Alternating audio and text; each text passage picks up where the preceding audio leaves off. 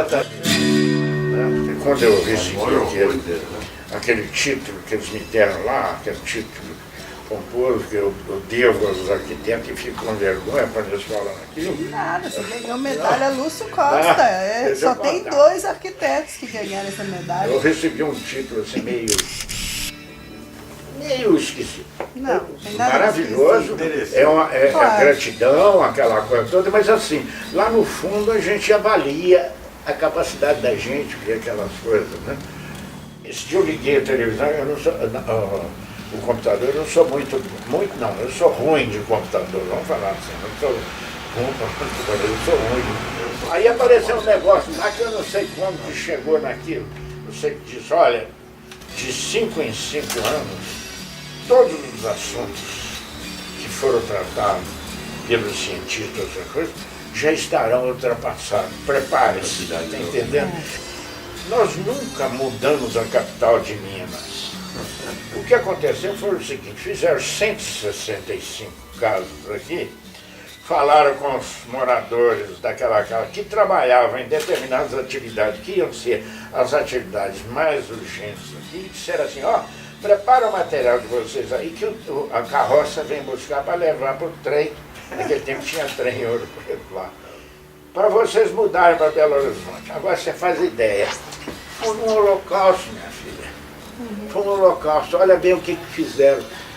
Imagina uma dona de casa naquela época que estava acostumada. Nós tínhamos, embora seja, vamos dizer assim, vamos falar que seja um exagero, nós só tínhamos 2 cidades urbanas naquela época, Diamantino e Ouro Preto.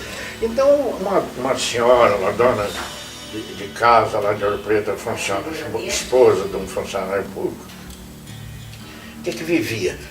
O marido trabalhava, almoçava às 9 horas da manhã, porque era o horário de almoço, ia para a repartição, 4 horas ele voltava, depois sentava naqueles banco de pedra, aquelas coisas, e ficava escutando o sino tocar, ficava conversando, o tititi das conversas, né? E a dona de casa, logo quando chegava ali, no pôr do sol, ela ia rezar, o padre chegava lá, fazia aqueles sermões formidáveis que a gente perdeu naquela época, aqueles sermões falando sobre o inferno, aquelas coisas, a pessoa devia até perder o sono, no meu ponto de vista, de tão terrível que seria, né? Aí, pega essas pessoas, põe num trem, traz em Belo Horizonte, joga ali perto do Colégio Arnaldo, perto da escola ali, essas 165 famílias, longe disso tudo.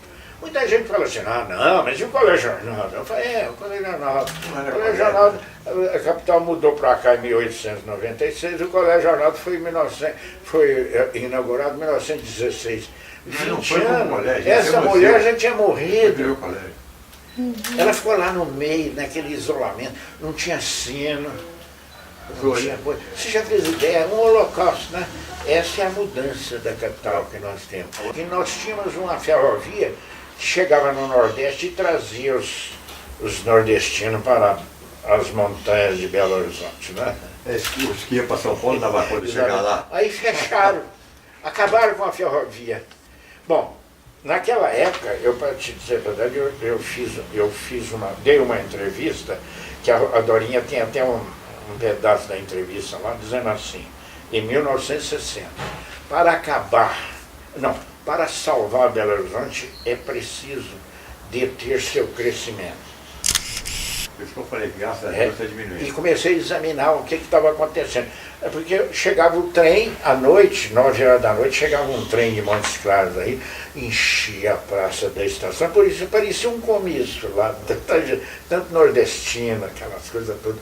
Era aquela formação e naturalmente, era o destino, era as encostas das montanhas de Belo Horizonte. Em determinados aspectos, esse menino que está lá no colégio desenhando uma árvorezinha, aquela coisa, ele já é diferente de nós. Muito. E aquele menino, a paisagem que ele está desenhando hoje, ela vai aparecer na cidade. Um dos trabalhos que nós temos que fazer é criar condições para que surja na cidade, olha bem, a solidariedade metropolitana. Para uma cidade ser uma metrópole, ela tem que ter etnias diferenciadas, tem que ter o italiano lá, o judeu, o preto. Você fazer um metrô numa cidade como Belo Horizonte, ligar a Pampulha a Savassi, nenhuma dessas dois pontos tem daqui a 10 anos tem significação nenhuma na estrutura, no movimento, nos destinos cotidianos das populações. Então o que precisa é pensar e ver, cidade muda, é igualzinho gente. Fazer a cidade de Belo Horizonte futura tão diferente da atual quanto a atual é de uma cidade medieval. Gente, muito bom dia a todos e a todas. Queria agradecer a presença dos que se propuseram aqui a acompanhar essa visita. É uma visita da Comissão de Assuntos Municipais. Estamos aqui, eu sou o suplente da comissão, o deputado João Leite, deputado titular da comissão.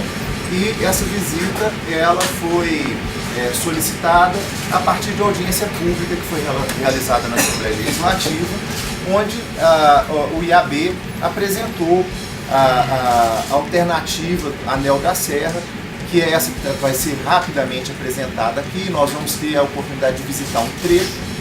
Os investimentos em túneis, que são caríssimos, já estão feitos, em que pese vocês vão perceber que um dos túneis falta acabamento, mas a parte mais cara já foi realizada. Então essa é objetivamente a nossa proposta hoje, fazer a visita em loco e constatar a viabilidade dessa ligação que permite o desafogamento do vetor sul, fazendo a ligação com o vetor leste de Belo Horizonte. Então aqui presentes a BH Trans, além da nossa comissão, evidentemente, foi citado, o IAB, aqui com o nosso presidente, a Cláudia, a Dorinha, que foi que fez a apresentação na audiência pública, né, Dorinha? É responsável técnico também por isso. O professor Henrique, que trabalhou junto com o professor Radamés na concepção desse projeto, né, e já há vários anos, né, professor? Então, hoje a nossa intenção é apresentar essa alternativa para conhecimento mais amplo, né, uma vez, inclusive, que já começa a configurar a possibilidade de implementação dessa proposta. Claro, filho. Pode servir agora? Pode. Vocês dão licença, viu? Obrigada. Eu não sei depois do que você vai fazer disso, não. Não, a esposa tá bem que só vai fazer coisa boa também. Você quando está querendo destruir ali, onde corta depois? Pão de queijo e a...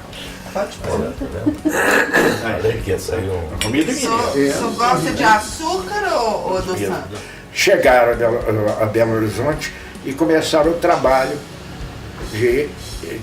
esse trabalho de topografia famoso de 1894, onde, eu volto a dizer, as terras eram devolutas. Então, quando doaram essa terra em 1713 ao Ortiz, lá falava, no pé da serra, toda essa região aqui, e era compreendido, o trecho da fazenda era compreendido entre Curral del Rei e a Lagoa Seca. Então esse termo Lagoa Seca é interessante porque não é uma coisa que era um termo que já existia, que eu não conheço historicamente alguma coisa anterior a isso, mas de qualquer maneira é uma citação que fizeram em 1713, então foi realmente algo anterior. Não sei a origem, não sei descrever, nem coisa nenhuma, mas de qualquer maneira ficou essa parte sendo geralmente o que poderia ser oficialmente considerado um germe da cidade de Belo Horizonte. No governo do Caroni, nós fomos designados para fazer um parecer sobre a utilização desses terrenos da encosta. E eu agora vou fazer uma confissão.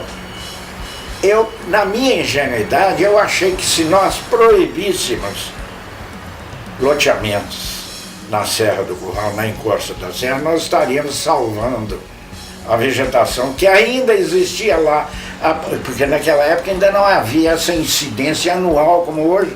Você já pode olhar na serra lá, ela já está preta. Então não havia aquela incidência de incêndio. Aí nós proibimos e ficamos muito satisfeitos porque achava que estava salvando o mundo. Mas hoje eu verifico que se nós tivéssemos dividido aquilo em propriedades assim de 2.000, 3.000 metros e fizéssemos lá, os proprietários poderiam naturalmente ter preservado essa vegetação que os incêndios sucessivos vieram destruindo e que praticamente hoje não tem mais nada que conservar lá, que tem que restaurar, e que nós estamos numa época que pode ver o comércio imobiliário de Belo Horizonte está começando uma coisa muito interessante nas ofertas aí, paisagismo nos prédios. Antigamente a pessoa fazia o prédio, não contava com isso, deixava lá. Hoje não. Hoje nós já estamos vendo que estão surgindo aí empresas de paisagismo. A pessoa poderia realmente manter alguma dessa vegetação que lá está, ou então fazer uma redistribuição das mesmas no território que ficasse, assim, vamos falar, livre para ser observado e para constituir a paisagem realmente dessa vegetação original. Isso no meu ponto de vista.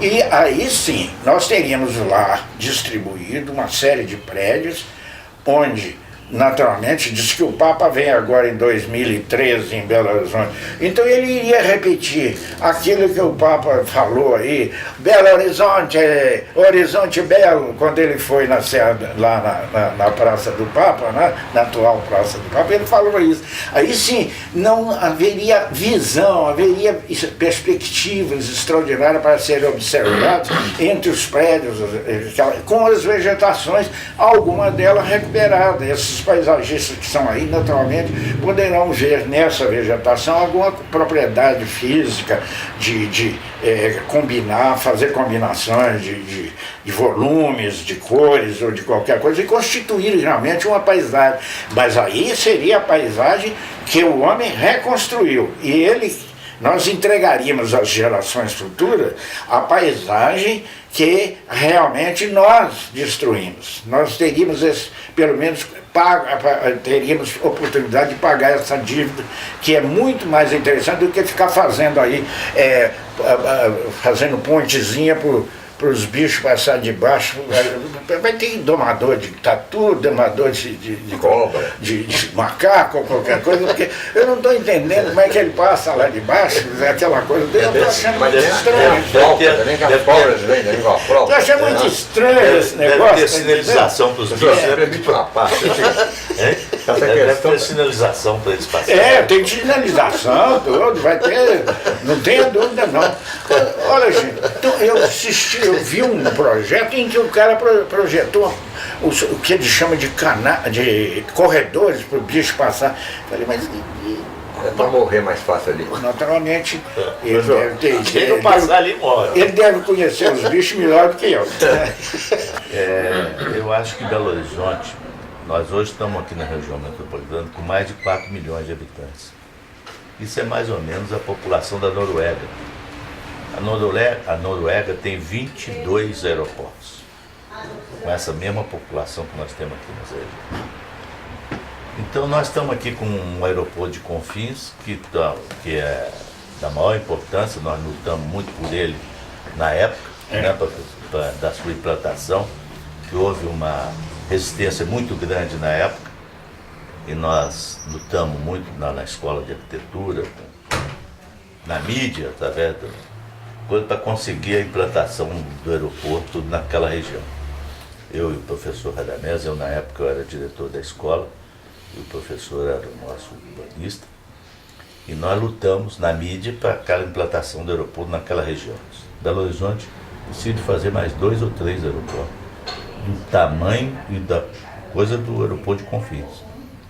E tem que ser na região metropolitana, porque Belo Horizonte não tem mais espaço dentro do seu perímetro para isso.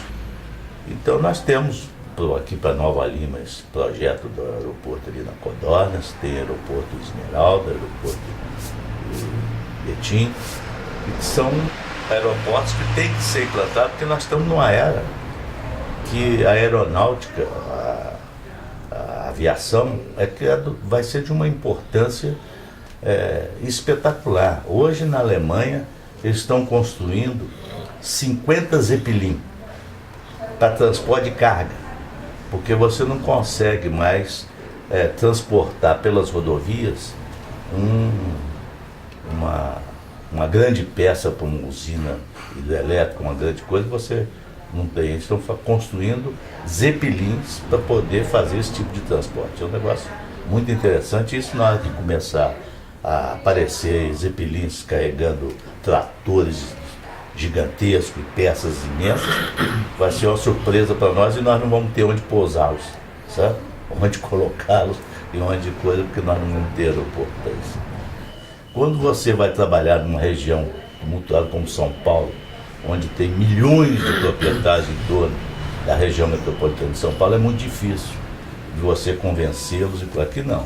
Aqui nós temos a Serra do Curral e toda essa extensão, até coisa toda de uma empresa só, hoje é da Vale. São 3 ou 4 grandes proprietários que cercam hoje a região metropolitana. E que isso vai nos facilitar muito nesses projetos de expansão dessa região, certo? Vê que a Suíça, que é um país cheio de montanhas, fala que então, não sei o quê, tem 22 aeroportos na Suíça. A Europa tem uma hierarquia de aeroportos que fazem ligações, sendo que eles estão fazendo seleções de aeroportos que têm ligações com a Ásia diretamente, que é a hierarquia principal, que é onde nós achamos que Minas Gerais deveria ter um aeroporto nesse sentido. Nós não podemos mais ficar olhando isso. Nós estamos vendo aí que fizemos uma campanha alguns anos atrás, tivemos uma manifestação em Porto Alegre, em que nós mostramos que o Brasil ia enfrentar um grande problema com os aeroportos por causa da situação em que eles estavam. Foi a época em que começaram a falar que haveria possibilidade de aeroportos serem realmente financiados por instituições internacionais, como é na maior parte do mundo, onde grandes capitais se investem normalmente nisso. Se há uma coisa que ninguém prejudica um país, ninguém vai levar um aeroporto. O único aeroporto que levaram de trem foi o aeroporto de Itabira, que quando fizeram a Vale do Rio Doce, fizeram um aeroporto em cima do minério. Aí o que aconteceu? Foi tirando o minério, ele foi para a Europa. É um aeroporto que viajou de trem, tá entendendo? Viajou para um futuro de costa. Até hoje, eles não conseguiram fazer. Faz 10 anos que eu estou lutando para fazer um aeroporto em Itabira. Eu fiz o plano diretor de lá, desenhei lá a região, escolhi a região de condições naturais, tudo perfeitamente. A Vale cedeu a região, aquela coisa toda, mas não há uma decisão a respeito disso. Cada dia tem uma coisa, uma desculpa, vamos dizer assim mesmo, uma palavra que cabe aí, é desculpa, não é razão, nem coisa nenhuma, nem nada. Nós precisamos voltar a isso. O que aconteceu com a Panamérica? A Panamérica desapareceu. Por quê? Porque não havia uma logística. Hoje há um problema, é centralidade, é o que eles chamam de hub. É onde fica a aerovila, que é um complemento de quase todo o aeroporto do mundo, onde estão as fábricas das indústrias de ponta que resistem ao transporte aéreo. Então eles fazem os aeroportos, os americanos têm, nós temos vários lá em Dallas, que é uma cidade, o de Denver é outro, eles estão substituindo aqueles aeroportos, até o de Chicago, por exemplo, que era o maior do mundo, já está perdendo a importância para esses que são feitos em outras cidades. No meu entender, pode ser que alguém discorde de mim, mas se discordar eu acho que está errado, entendeu? Nós estamos 50 anos atrasados, no mínimo. 5. Olha, Amsterdã é uma cidade que talvez não tem 900 mil habitantes, eu não sei, mas não faz mal, não é importante. O dado exato não é importante. Amsterdã, o aeroporto de Amsterdã é dimensionado para 48, dimensionado e funciona com 48 milhões de passageiros por ano. Hong Kong são 80 milhões, o Charles de Gaulle 80 milhões. O aeroporto de Confins, embora seja pequeno, ele ainda possa ser ampliado para 10 milhões, 15 milhões, mas não pode ser mais, porque aí ele estaria realmente cometendo uma heresia que não é necessário cometer, porque nós temos isso. Nós temos mais dois, nós temos um terreno em Igarapé que dá para fazer também um aeroporto que dê para 100 milhões de passageiros, porque ele é um terreno plano e que dá as pistas mínimas de 4.500 metros de comprimento, que são as únicas que podem aceitar um aeroporto um avião na dimensão do Airbus 380, e que o Brasil não tem nem um aeroporto em que ele tranquilamente possa aterrissar. Isso não pode, nós somos um país do século XX e temos que realmente pensar no século XX. Século Ah, 21, né? Eu que sou atrasado, agora que eu descobri. Nós somos do século XX.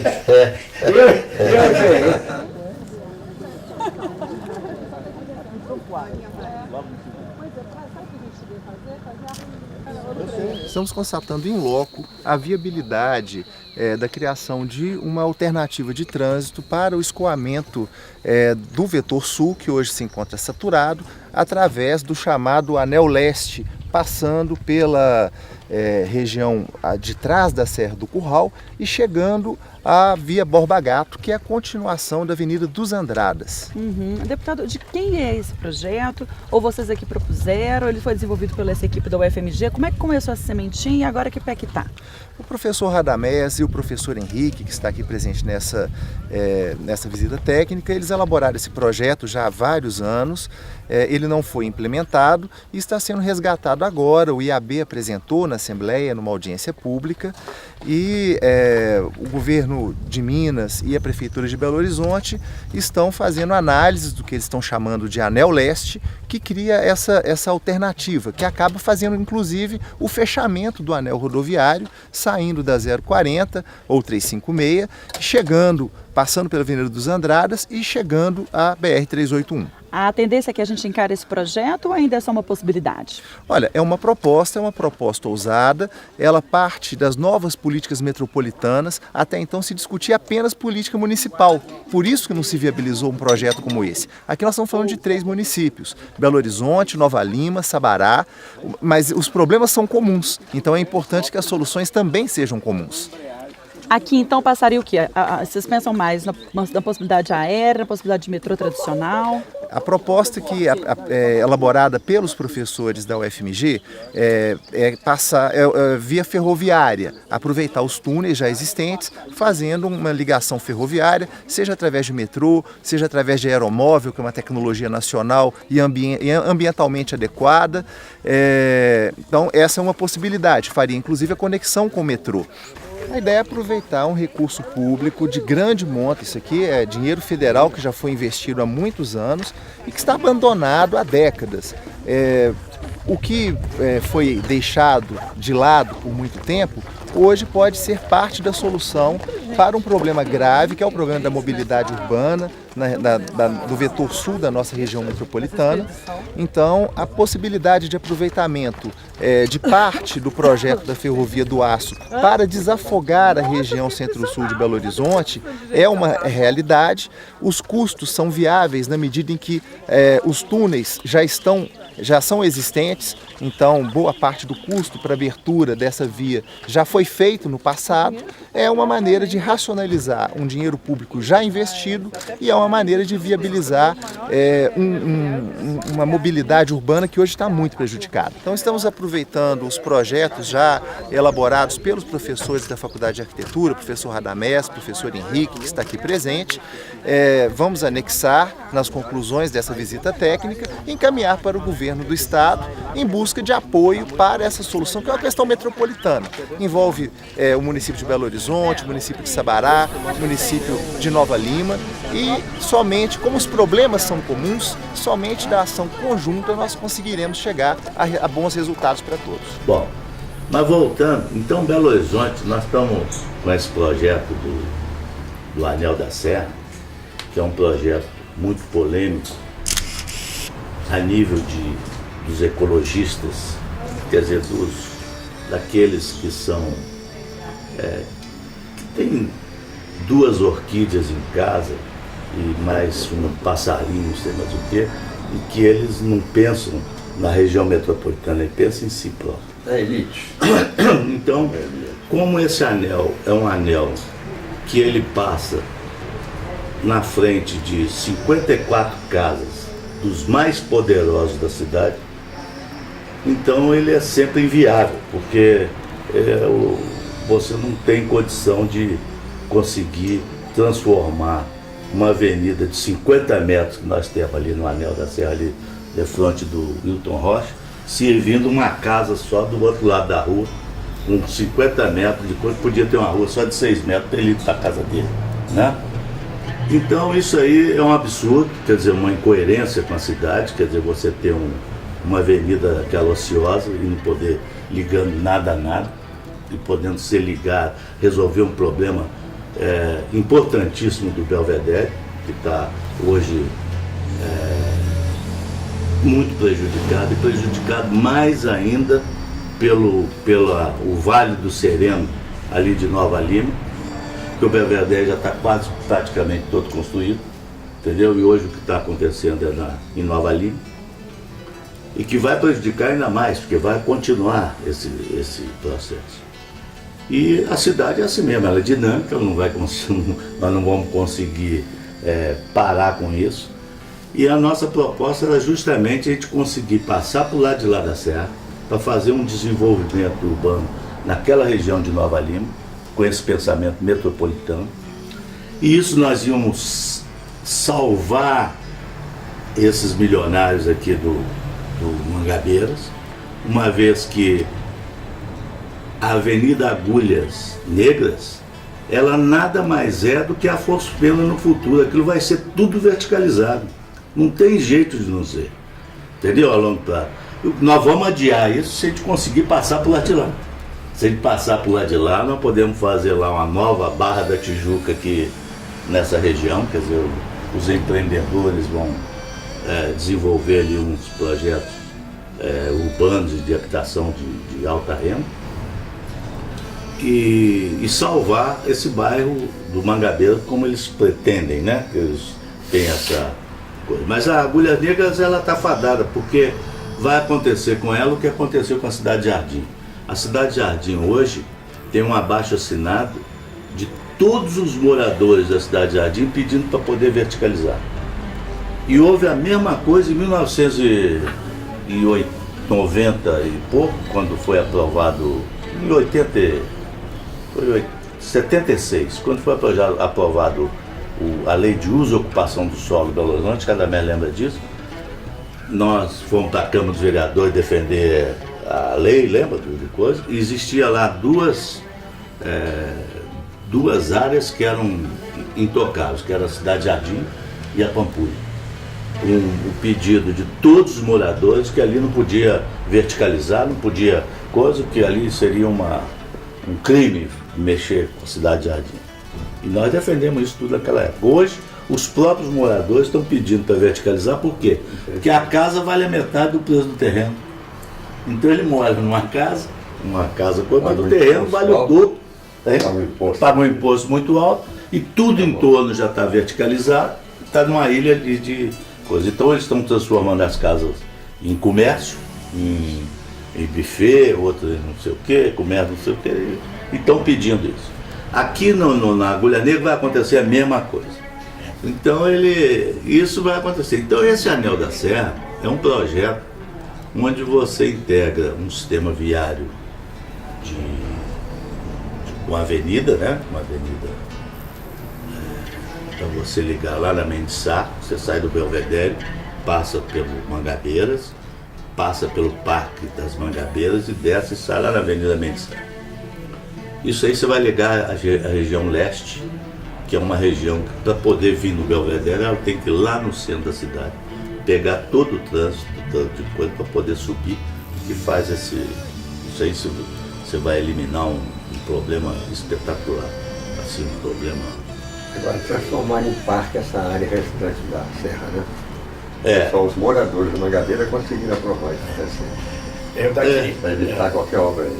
Eles estão lutando por isso, só que eles estão esquecendo o seguinte, que a Serra do Curral, o que mais polui a Serra do Curral hoje é a mídia, com as torres. Lá tem prédio de 6 pavimentos em cima do cume da Serra do Curral. 6 pavimentos, com uma torre de 100 metros de altura em cima. E ninguém fala disso, porque não pode falar, porque se falar também ninguém escuta, porque ninguém publica, ninguém põe, né? Então ninguém fica sabendo. Agora, no sistema de metrô, quer dizer, de trem, que não é metrô, né? Porque ele é de superfície, Isso. nós temos o aproveitamento de toda a malha da Ferrovia do Aço. A Ferrovia do Aço, quando foi implantada, ela fez os túneis até quase o Rio de Janeiro, e ficaram ociosos os túneis de Itabirito para cá. Tá? Eles estão ociosos, prontos, desapropriados, as áreas.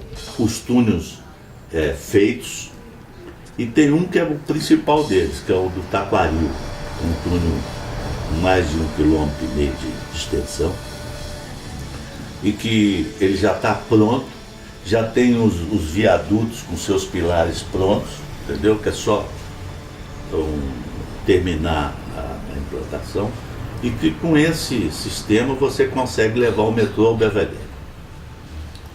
Do Belvedere você leva ele ao Iotim. Do Belvedere você leva ao Alphaville, Exato. entendeu? Então você leva num projeto que nós estamos trabalhando nele há muito tempo, do aeroporto que Nova chama Lima. Barroco, né? O aeroporto das Codornas, que também pode ser um aproveitamento desse sistema ferroviário, certo? E que é uma coisa espetacular já pronta, toda desapropriada, toda a coisa é só ter a iniciativa de colocar os trilhos, certo? E colocar o sistema para funcionar. Então nós vamos ter aqui uma região com o Parque das Mangabeiras, o Parque do Acabamum, o Parque do Jambreiro, todos ligados por um sistema viário e por um sistema de uso da população. Então isso vai proporcionar a Belo Horizonte um sistema viário desse do Anel da Serra, uma modificação radical na região sul da cidade, sabe? Um modo completamente diferente de utilização e completamente diferente disso que está aí tudo estrangulado, sem saída, sem condição de fazer mais um prédio. Qualquer prédio que você vai fazer tem uma comunidade toda contra, que não quer deixar, com aquele egoísmo, só o prédio dele que pode, o do outro não pode fazer mais, entendeu? Então isso aí é uma coisa que não tem nenhum cabimento, quando que a gente aqui, na realidade, está propondo um novo sistema de transporte da região, que vai ajudar muito aquela população dali, e que tem ainda uma oposição que a gente não entende por quê, né? Quando você está lá morando lá e sofrendo as consequências do sistema viário precário que hoje está atendendo aquela região, e quando se propõe uma nova saída, etc., ainda tem uma oposição ferrenha, né? Porque eles... Eu conheço ali, aquele movimento é terrível. Então é um movimento muito egoísta, né? Eu tenho movimento percebido na região metropolitana uma falta de visão sistêmica. Na verdade, as pessoas têm se reunido para brigar pela sua rua, pelo seu bairro. Isso. E aquela rua, ela passa a ser tão importante que ela é mais importante do que o sistema como um todo. Né? Então eu vejo que do ponto de vista urbanístico, quando eu conheci a proposta e cada vez que eu detalho e observo, mais eu gosto dessa proposta. Gente, eu esqueci de falar do Parque da Baleia. Exatamente. Ele é um grande complexo, né? Ele integra sistema viário, o sistema ferroviário convencional, o aeromóvel, que seria um trem de superfície. Eu vejo a importância do aeromóvel, é uma tecnologia brasileira, né? Foi proposta por um engenheiro que é o engenheiro Coster, que é do Rio Grande do Sul. Essa tecnologia é uma tecnologia limpa, ela não usa biodiesel ou qualquer tipo de combustível que seja poluente, que emita CO2. O custo hoje é mais ou menos 1/3 do custo de quilômetro do metrô. O aeromóvel, a proposta do aeromóvel é vender do Confins, né? Exato. Né? Aproveitamento do aeromóvel. Mas aqui nos projetos específicos do Anel da Serra, ele pega da praça da rodoviária e sobe a Avenida Afonso Pena até a Praça do Papa. Na Praça do Papa nós teríamos embaixo da praça, que ali é uma área espetacular para você fazer os estacionamentos, fazer coisa e fazer um túnel para você ligar com o lado de lá da serra, onde você vai pegar o metrô, que vai rodar na antiga ferrovia da MBR. Ninguém deixa fazer um túnel nessa serra. Esse problema isso é como se você pensasse no Rio de Janeiro, sem o túnel para Barra, sem a Avenida Niemeyer para chegar na Barra, entendeu? Hoje eles não conseguem fazer uma avenida daquela mais, não conseguem fazer um túnel daquele mais. Então o Leblon e Copacabana hoje tinha que ter prédio de 190 andares de coisa para poder caber o que está lá na Barra, que não pôde expandir, porque não pode fazer um túnel. Então a mesma coisa vai acontecer aqui. Se a gente os túneis dentro de região metropolitana. O impacto ambiental de um túnel é muito menor do que uma avenida superficial. Então aqui dentro dessa, você chegar aqui no Anel da Serra, aqui em cima, você tem 4 túneis dentro de Nova Lima. E esse túnel aqui e mais um outro túnel no município de Belo Horizonte, lá no Taquaril. Na hora que sai daqui, tem outro túnel em seguida. E depois vem os viadutos. Os pilares, né, dos viadutos. Você imagina quanto que é isso hoje? 1,8 bilhão de dólar. Negócio. Eu estava olhando naquele outro túnel, ele tem toda a estrutura de escoamento pluvial, toda armada em volta. Foi tudo feito, tudo muito bem feito. E aqui, você viu aquele, mas tem mais 2 em seguida. Mais 2 também.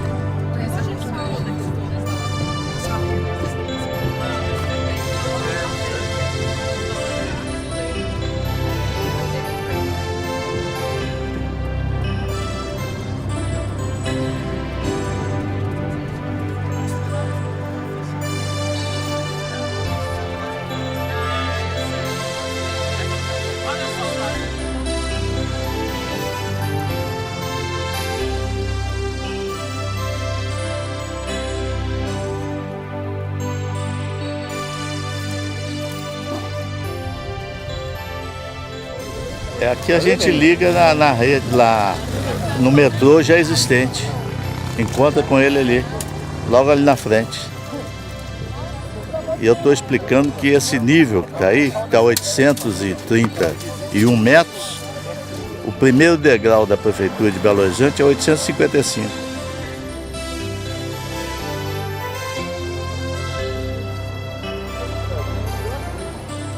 Quando que o senhor começou aqui na escola? O ano? Eu comecei em 1945. Sim. 45, são vários anos, como você está vendo, né? Eu cheguei aqui na escola, historicamente a gente poderia focalizar o seguinte: aqui tinha sido um hospital e o Juscelino, como sempre o Juscelino, aqui ele, para trazer o Guinhar para Belo Horizonte, ele pegou a escola de arquitetura que estava no parque, comprou esse prédio aqui e pôs o Guinhar com um curso de Belas Artes e a escola de arquitetura, o curso de arquitetura juntos. Aí aconteceu o seguinte: os alunos da escola que trouxeram os móveis nas costas, arranjaram carroça, fizeram uma modificação nesse sentido. Então, quando eu cheguei em 1945, em fevereiro de 1945, o que aconteceu? Quando nós chegamos aqui, naquela época, a escola tinha apenas um livro. A biblioteca da escola tinha apenas um livro. Chamava-se Arquitetura de Teatro. Era um livro em inglês e nenhum de nós conhecia inglês. Então o livro ficava ali em cima de uma mesa. Ali era a nossa biblioteca. Tinha revistas especiais, nós recebíamos aqui gratuitamente. Foi formando um acervo. Até que aconteceu um fenômeno interessante.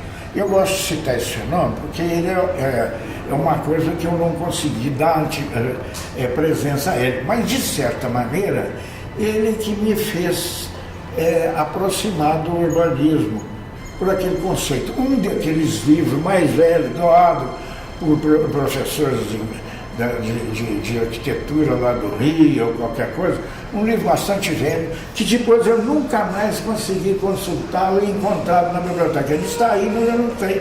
É muito livro, aquela coisa. Esse arquiteto, esse professor de arquitetura disse que a cidade representa em pedra e cal o que a população pensa. Então aquilo me atingiu, porque eu pensava que a arquitetura era fazer casa. Eu não tinha cultura suficiente, eu não vim do meio cultural, praticamente eu vim do meio rural, tá entendendo? Então eu não tinha uma ideia, então eu comecei a verificar que havia qualquer coisa além daquela coisa material do desenho da casa. E os professores, com muito cuidado, alguns deles muito cuidadosos, o professor Bert, uma pessoa maravilhosa, o professor Signorelli, que projetou o Hotel de Araxá, tá entendendo? Que era uma pessoa maravilhosa, sabe? Todos eles. E o Bert veio da Itália. O Bert veio da Itália, fez aqui em Belo Horizonte, fez o Automóvel Clube, junto com. Ele veio com o Signorelli, fez o Automóvel Clube, fez esse colégio, essa da universidade. O Isabela Rendes? Isabela Rendes. Ele fez. Belo Horizonte. Exato, fez. Exatamente. O Minas Tênis Clube ele fez com um aluno dele, que era morou aqui muito tempo, ele depois projetou o edifício Caiaca. Esse arquiteto é o. Pinto Coelho. Como é que é? Luiz Pinto Coelho. Luiz Pinto Coelho. Luiz Pinto Coelho trabalhou com ele lá no Minas Tênis Clube, aquela coisa. Essas coisas foram todas feitas por ele, tá entendendo? Dando uma nova arquitetura para nós aqui. Ele criou um grupo diferenciado, que começou a pensar arquitetura, vendo conforto ambiental, pensando as cidades, e nós éramos conhecidas como as radametes. As radametes. Então, isso na escola de arquitetura foi um estigma que a gente assim, achava ótimo, né? Ninguém se incomodava com o nome das radametes. É um verdadeiro tesouro que está guardado aí nesses estantes, que pode um dia despertar a atenção de alguém que possa fazer disso uma fonte de análise da verdadeira potência cultural do Estado. Eu prefiro me submeter aos maiores aqui. Eles são os oficiais da coisa. Eu sou apenas um cidadão. Você que é o centro do comentário. Não sou o centro do comentário, não. Eu sou um cidadão interessado como os demais, aquela coisa toda, apenas. Isso aí não tem dúvida. Que realmente uma cidade se torna uma metrópole se o mundo e sua população o desejar. Né? Eu me formei, eu tenho 86 anos. Eu formei com 20 e poucos. Eu já tenho uns 70 anos de formado, mais ou menos. Eu tenho um vício, Belo Horizonte, 24 horas por dia. Não é privilégio. Não corre o privilégio. Estou só contando, vamos dizer, uma deficiência talvez, né? O aeroporto é um problema que se nós atrasamos um problema, nós não temos nenhuma metrópole do mundo que não tenha um aeroporto com menos de 80 milhões de passageiros por ano. Então, pode olhar, e principalmente na Ásia, né? Retro, Denver está com 110 milhões, né? Um aeroporto extraordinário que tem são 202 mil empregos. Que emprego? Emprego de serviços. Quer dizer, se nós tivéssemos 300 mil e dividíssemos uma família média, nós teríamos 60 mil casas em algum lugar de Belo Horizonte, onde o homem trabalharia, moraria, viveria, não usaria transporte para ir ao trabalho.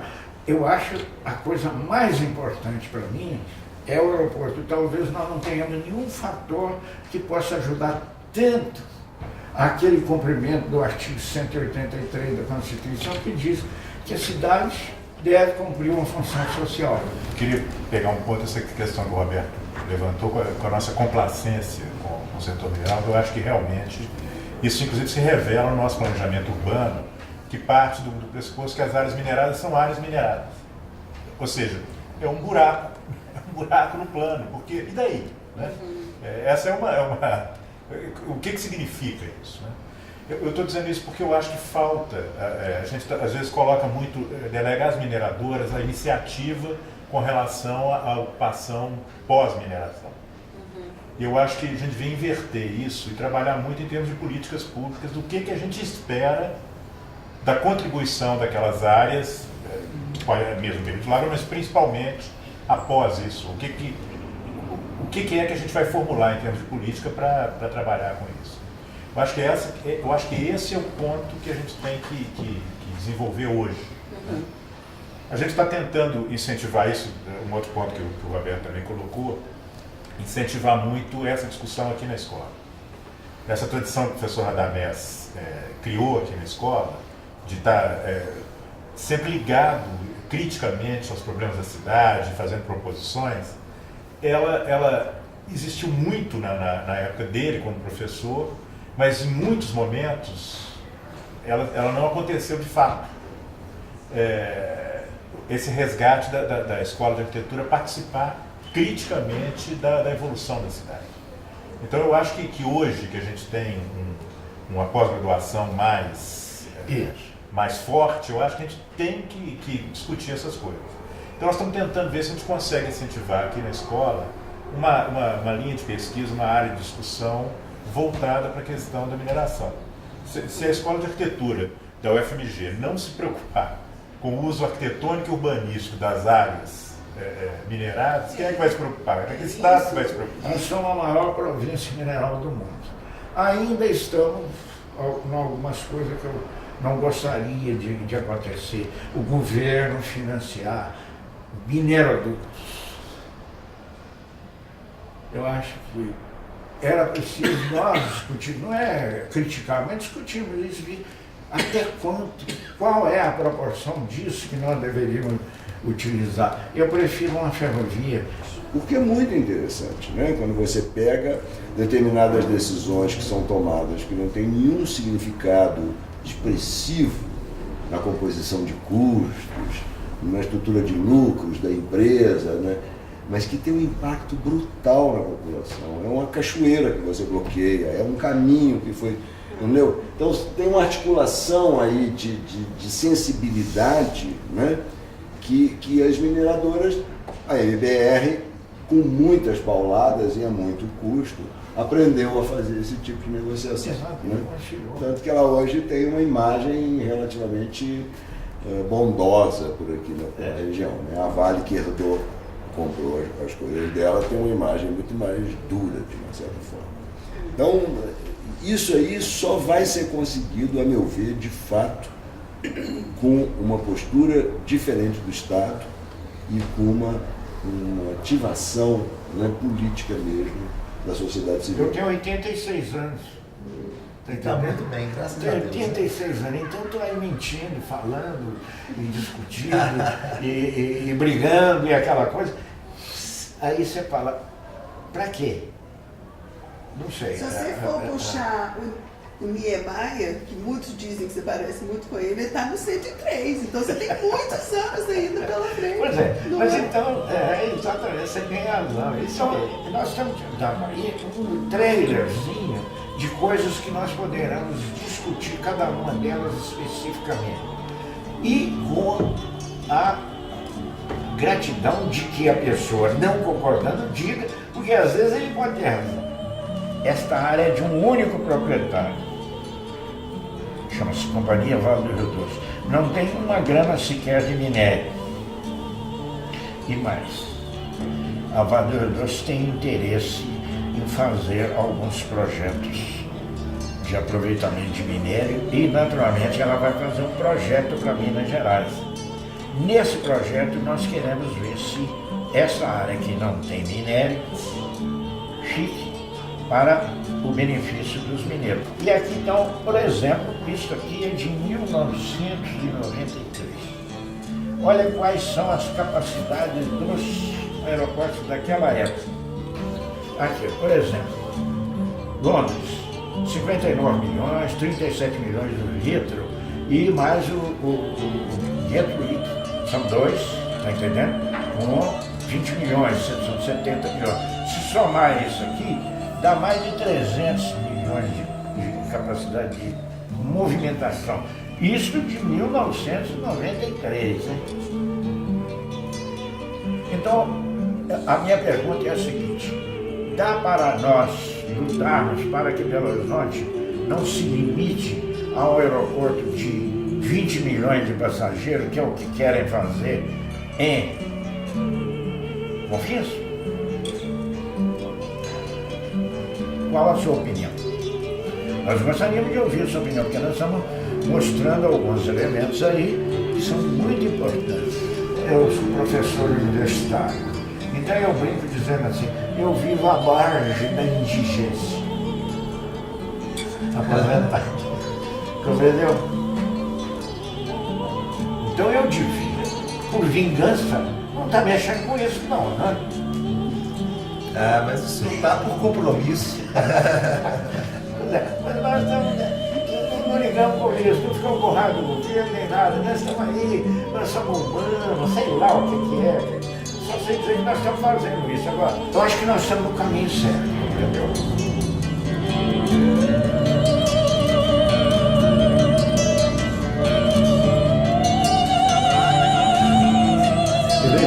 Aqui tem uma parte que talvez te interesse bastante.